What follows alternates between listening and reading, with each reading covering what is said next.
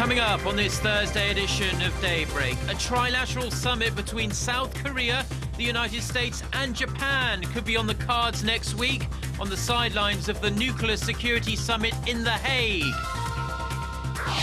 In Janet Yellen's first act as chief, the US Federal Reserve axes another $10 billion from its economic stimulus program. Interest rates, however, will be kept low well into the future.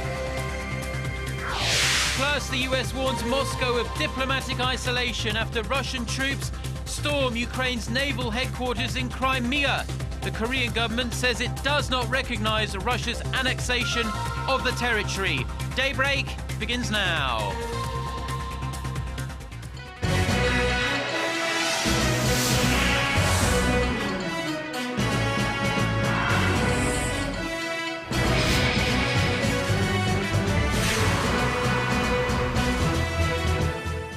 Hello and thanks for joining us. To all our viewers here in Korea and around the world, it's 6 a.m. on Thursday, March 20th here in Seoul. I'm Mark Broom and you're tuned in to Daybreak. Our top story this morning, a TriNational Summit between Korea, Japan and the United States is in the offing for next week. Increasing US pressure and conciliatory gestures from Japan may bring the three countries together at the Nuclear Security Summit in The Hague. Yulian reports. Korea and Japan have seen relations dip in recent months due to lingering historical disputes. But the two countries, along with the United States, may meet for talks next week. Sources in Seoul say the Presidential Office of National Security is looking into the possibility of holding trilateral talks on the sidelines of the Nuclear Security Summit in The Hague next week. It cited thawing relations between Seoul and Tokyo as the reason. Last week, Japanese Prime Minister Shinzo Abe pledged to honor a previous government apology to Korean women who were forced into sexual slavery during World War II. President Park welcomed Abe's remarks the following day and said his decision was fortunate. The Japanese Prime Minister continued his overtures to Seoul earlier this week when he called Korea Japan's most important neighboring country, one that shares the same strategic interests and basic values. A government source adds that the United States' continued pressure on Korea and Japan to resolve their differences has also played a role in the possible trilateral summit. If the talks do take place, possible topics include North Korea's nuclear program, the state of affairs in the north after the purge and execution of Chang Song-taek, and other issues of mutual interest in Northeast Asia. Yurian, Arirang News. And to raise awareness of Japan's wartime sexual enslavement of Korean women and girls, college students here in Korea held demonstrations on campus for the very first time. It was a show of solidarity with ongoing weekly protests where Koreans gather in front of the Japanese embassy in Seoul every Wednesday. Our Foreign Affairs correspondent Hwang Sang-hee reports. It's been 23 years since the citizens of Seoul began standing in front of the Japanese embassy in Seoul every Wednesday alongside the survivors of Japan's wartime sexual enslavement. To this day, they continue to demand a resolution to the unsettled tragedy. This week, the voices extended throughout the capital. These demonstrations urging Japan to apologize for its wartime sexual enslavement of women are being held simultaneously at 12 universities across Seoul. Now, by doing so, these college students are trying to cast light on the so-called comfort women issue. Although the comfort women issue is making headlines at home and abroad, no action has been taken to resolve the issue. I decided to participate, hoping the students' voices could help resolve the matter. The issue has become the biggest thorn in Korea-Japan relations. Seoul stressed Tuesday that Tokyo must take sincere steps in resolving the comfort women issue amid speculation of a possible summit between the two neighbors at next week's Nuclear Security Summit at The Hague. Since taking office last year, President Park Geun-hye has refused to meet with their Japanese counterpart, criticizing him for his distorted perception of history. Around 200,000 women, mostly Korean, were forced to serve the Japanese military during the Second World War. Only 55 Korean survivors remain alive today, still waiting for a heartfelt apology from Japan. Back on campus, the students hope their efforts will contribute toward healing decades of pain. I hope the comfort women whose human rights have been violated will be compensated, and I think our demonstrations will help create a society where justice can be practiced. 황성희, 아리랑 뉴스. Red Cross and government officials from Japan and North Korea will resume their second and final day of talks in the northeastern Chinese city of Shenyang later today. They'll continue to discuss Pyongyang's return of the remains of Japanese nationals from the end of World War II. Japan's Kyodo News reports the first meeting Wednesday lasted about 8 hours, and both sides made some progress, but details were not disclosed. More attention is focused on the informal meeting between foreign ministry officials from the two sides. Japan is thought to be demanding an investigation into North Korea's abduction of Japanese citizens in the 1970s and 80s. Pyongyang wants Tokyo to ease sanctions on the regime. Now, China shed some light on the country's top nuclear envoy's recent visit to Pyongyang. Beijing's foreign ministry spokesperson told reporters on Wednesday that Wu Dawei arrived in North Korea on Monday for discussions on the state of affairs on the Korean peninsula and the resumption of the six-party talks that have been stalled since late 2008. His trip follows one by China's Vice Foreign Minister Liu Zhenmin last week. The back-to-back visits are aimed at bringing Pyongyang back to the table for denuclearization dialogue that involve the two Koreas, the US, China, Japan and Russia. Back here in South Korea, and President Park Geun-hye has not minced her words about deregulation in recent days, going as far as to describe red tape as a lump of cancer. She'll find out if everyone is on board with her idea later on this Thursday when she meets with business leaders and government officials. Song Ji-son reports. The ministerial-level meeting concerning deregulation that President Park Geun-hye vowed to preside over has turned into a much broader discussion between the government and private sector. At 2 p.m. on Thursday, government officials and some 50 businessmen will sit down to discuss the government's push toward deregulation. Attendees will range from representatives of major economic organizations and large conglomerates to small and medium-sized companies who are expected to express their opinions on the reform proposals. President Park has stressed that deregulation, particularly in the service sector, is a key part of our creative economy vision. She has called repeatedly for lifting and relaxing regulations in a bold manner to help business build on creative ideas, saying deregulation is the fastest and easiest way to spur economic growth for the people. In a speech marking her first year in office last month, President Park reiterated her dedication toward reform. 이 모든 규제 개혁의 과정 하나하나를 제가 규제 장관 회의를 통해 직접 챙겨 나갈 것입니다. Thursday's 4-hour discussion will be televised nationwide, completely unfiltered. The discussion will proceed with enough time to discuss all subjects on the table, and the whole process will be open to the media. Further details on the format and participants are set to be released Thursday before the meeting begins. Song Ji-son, Arirang News. Korea has a new central bank governor. Lee Ju-yeol got the stamp of approval on Wednesday and starts work on April 1st. Hwang Ji-hye reports on the first confirmation hearing in the Bank of Korea's 64-year history. Lee Ju-yeol, a veteran Bank of Korea official tapped as its next governor, appeared for a parliamentary confirmation hearing on Wednesday. He said the central bank should focus not only on the nation's inflation rate, but also on growth. Lee, however, dismissed market expectations of a rate cut. Inflation is not a major threat to the Korean economy now, so it's right to focus on growth. But the current interest rate level does not seem to be an obstacle in the nation's economic recovery. Experts say his comments are realistic, with many believing that the rate has been kept at low levels for too long. They predict that the central bank could act on it in the coming months. Eventually, when central bank of industrialized countries, especially USA, show the symptom of increasing the interest rate, then Bank of Korea will also make a move, the move of increasing interest rate. During the hearing, he also said that he fully acknowledges the importance of communicating with the market. He added that the central bank has to regain the trust of the people. He also conceded that the central bank did not communicate effectively with the market last April when it kept its key rate unchanged. The market had high expectations of a rate cut, and that's because the central bank had sent signals to the market. I believe there was a problem in communication.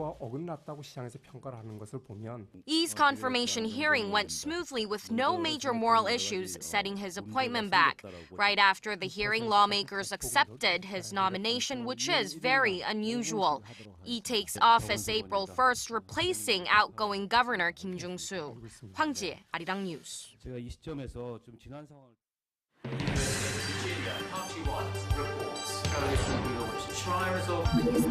We start before the sun rises to bring you the latest stories out of Korea.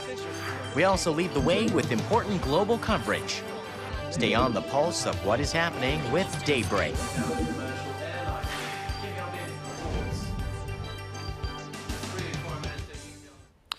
The US Federal Reserve will slash another $10 billion from its monthly bond buying program because of the progress of the economic recovery in the US. The central bank's policymaking committee says the Fed will add $55 billion in April to its holdings of Treasury and mortgage-backed securities, down from $65 billion in March and $85 billion in December. The decision was made following a two-day Federal Open Market Committee meeting, the first to be headed by the new Fed Chair Janet Yellen. The Fed says it plans to continue trimming the asset purchases in, quote, measured steps, as long as labor conditions show improvements and inflation shows signs of rising. The central bank also said it could hold its near zero interest rate steady even after the US job market returns to full strength. Now to the latest on the crisis in Ukraine, and the Ukrainian Navy is walking out of its headquarters in Crimea as Russian troops are sailing in. Referring to reports of armed attacks against the Ukrainian military in Crimea, US Vice President Joe Biden warned Russia on Wednesday of increasing political and economic isolation if it continues on its path. But despite the threats, Russian lawmakers are working to ratify a treaty making Crimea part of Russia by the end of the week. UN Secretary General Ban Ki-moon will meet with Russian President Vladimir Putin in Moscow later on this Thursday to seek a peaceful end to the conflict. Meanwhile, South Korea's foreign ministry released a statement Wednesday saying Korea will not recognize Russia's annexation of Crimea and that it respects the sovereignty and independence of the Ukrainian government.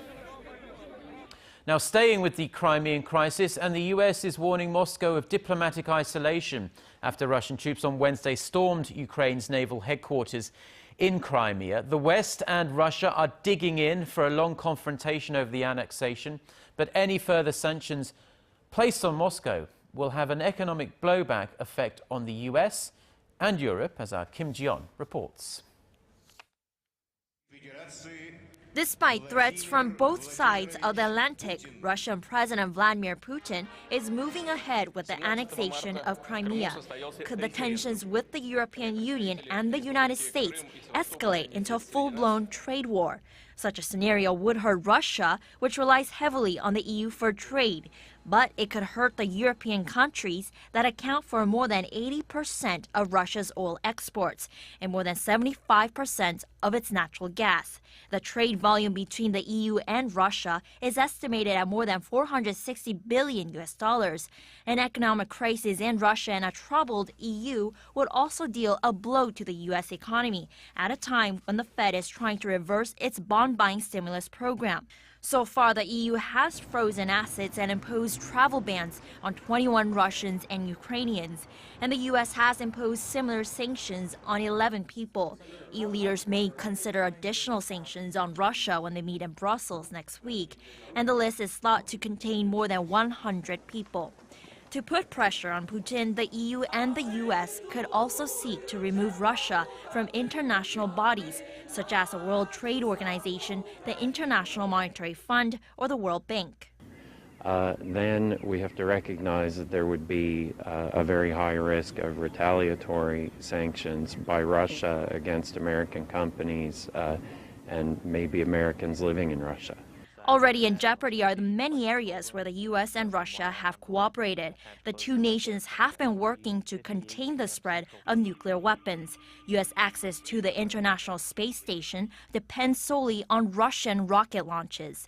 And American soldiers moving within Afghanistan fly through Russian airspace. Kim Ji-yeon, Arirang News.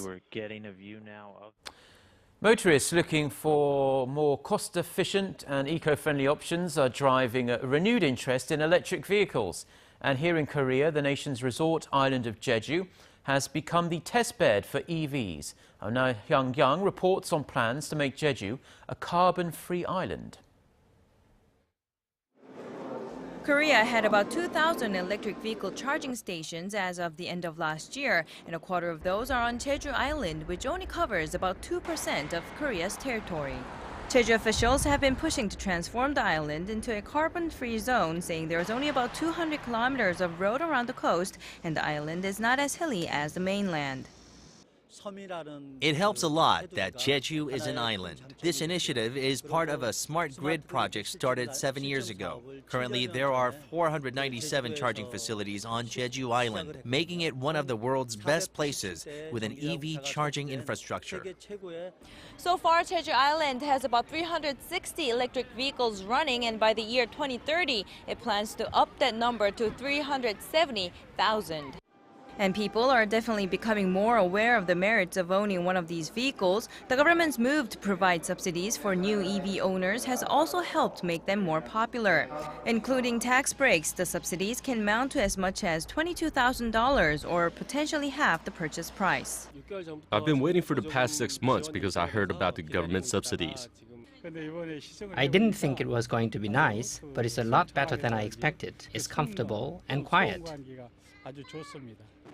Jeju Island began offering EV rental car services at the start of the year as well. There are about 30 electric cars ready to be rented out, with 10 per week rented on average as of now.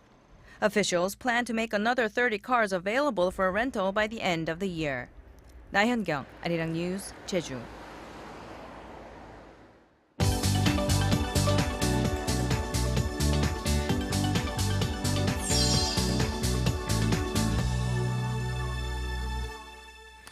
And now for a look at some of the other international headlines we are following at this hour. We turn to our Eunice Kim, who's standing by at the news centre. Good morning, Eunice. Do you have anything extra to report on the search for the missing Malaysia Airlines plane? Good morning, Mark. Not much. They are still looking. Malaysia's acting transport minister Hishamuddin Hussein said Wednesday that background checks on all but 3 of the 239 people on board have produced no significant information and nothing out of the ordinary. They're still waiting on background checks from Russia and Ukraine, by the way. Investigators looking at the flight simulator taken from the home of the captain of Malaysia Airlines Flight 370 say it appears some data had been deleted from it. It remains to be seen, though, what kind of data that was. In other news, in the United States, Toyota will pay $1.2 billion following a 4-year investigation by U.S. regulators on the Japanese auto giant. The settlement is the largest criminal penalty to date imposed on an automaker in the United States. Toyota had recalled more than 10 million cars, including its popular Camry model due to problems with their brakes, accelerator pedals, and floor mats. U.S. Attorney General Eric Holder said Toyota had misled the public, federal regulators, and members of Congress to conceal safety issues of which they were aware. Hundreds of demonstrators, mostly university students, stormed Taiwan's parliament Wednesday to protest its trade deal with China. They say the agreement would hurt Taiwan's economy and leave the country vulnerable to pressure from Beijing. China is Taiwan's biggest trading partner, and the trade pact is aimed at allowing the two countries to more freely invest in each other's services market. Taiwan Central News Agency called the occupation by demonstrators unprecedented, as crowds also gathered outside the complex. Fugitive former NSA contractor Edward Snowden made a surprise appearance at a TED conference in Vancouver, not in person though, but via a web link-up. The session was moderated by web inventor Sir Tim Berners-Lee, and Snowden told his audience some of the most important reporting to be done is yet to come, while making a case that the U.S. National Security Agency had violated their own rules thousands of times in a year. He called on technology firms to do more in protecting privacy, suggesting internet companies encrypt every page users visit.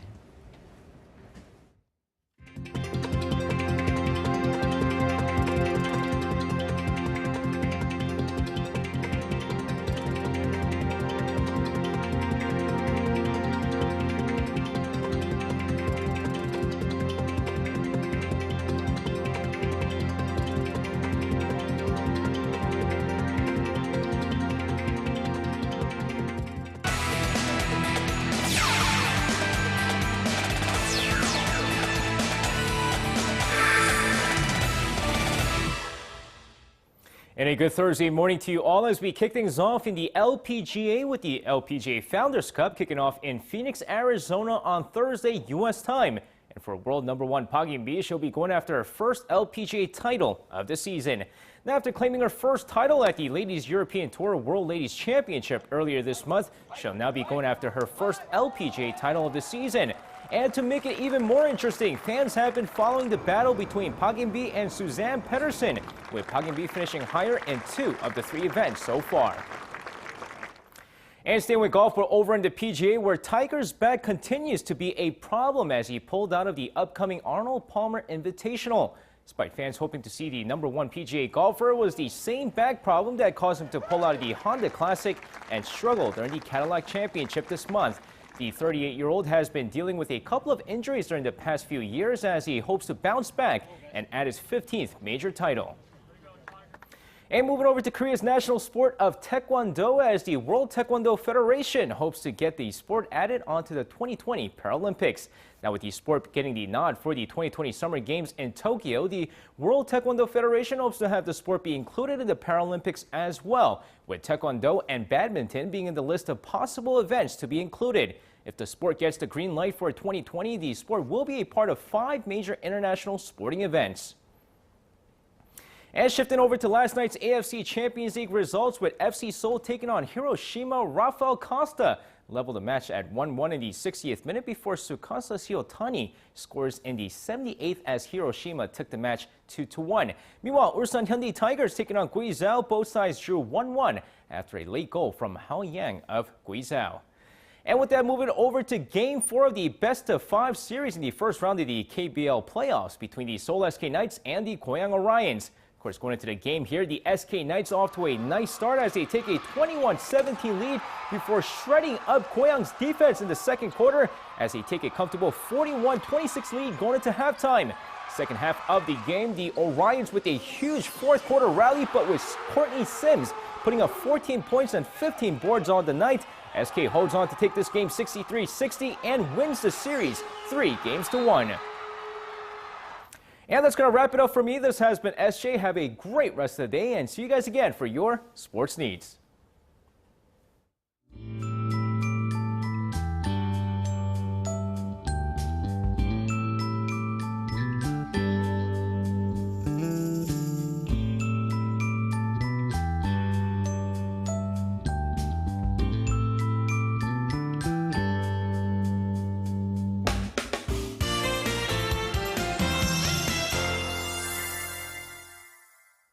Well, it was drizzling on my way to work about a couple of hours ago, so some areas can wake up to raindrops and sporadic showers are expected around the country during the day, but clouds can be replaced by a bit of sunshine as we go through the day. And it's forecasted to be windy and chilly day today. Morning lows are a tad cooler than yesterday, and daily highs will rise to low teens in the Seoul metro area and mid-teens down south. So let's take a closer look at those numbers. The morning low in Seoul is starting out at 5, and afternoon highs in the capital and Gwangju will rise to 11, while Daegu and Gwangju should top out at 11, while Busan should top out at 15 and 16 respectively.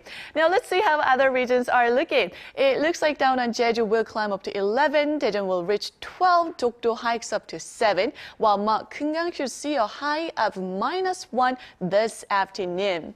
Well, be sure to have an umbrella handy and dress warmer, and hope you have a wonderful day. Well, thank you very much, Jion, for the weather there. And those are the stories we have for you at this hour. Korea Today is coming up in about 30 minutes' time, and we'll be back at the same time tomorrow. Until then, goodbye.